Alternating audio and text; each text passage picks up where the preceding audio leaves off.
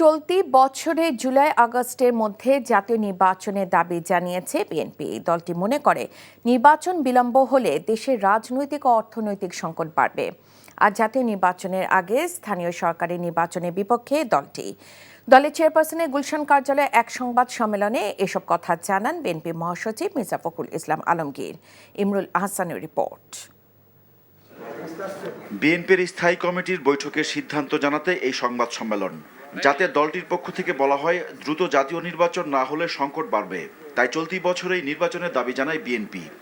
যেহেতু আপনার নির্বাচন কমিশন গঠন হয়ে গেছে, সুতরাং আমার মনে হয় না যে এটা আপনার আরো বিলম্বিত করার প্রয়োজন আছে, কারণ যত বিলম্ব হচ্ছে ততই রাজনৈতিক এবং অর্থনৈতিক সংকট আরো বৃদ্ধি পাচ্ছে।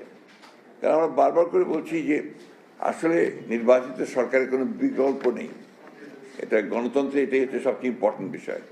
তো সেই ক্ষেত্রে আমরা মনে করি যে এই বছরই মাঝামাঝি সময়, অর্থাৎ আপনার জুলাই আগস্ট এর মধ্যেই নির্বাচন সম্ভব।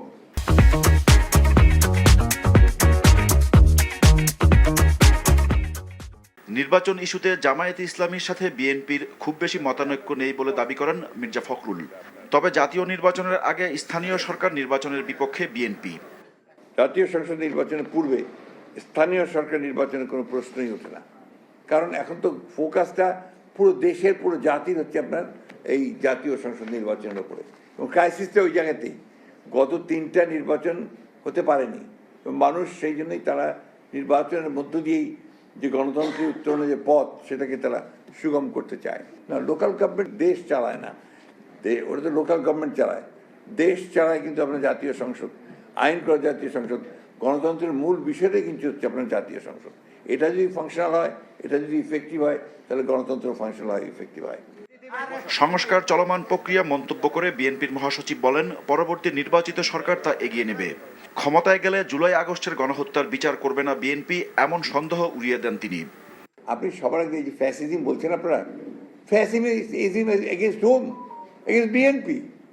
আমাদের উপরে যে ফ্যাসিস্ট অত্যাচার, নির্যাতন তার কার উপর হয়েছে? কারো উপর হয়নি। এমনকি আপনার অন্যান্য রাজনৈতিক দলগুলোর মধ্যে আমরা এবং জামাতে ইসলাম সবচেয়ে বেশি এফেক্টেড হয়েছি। আমাদের উপরে তো অত্যাচারটা সবচেয়ে বেশি হয়েছে।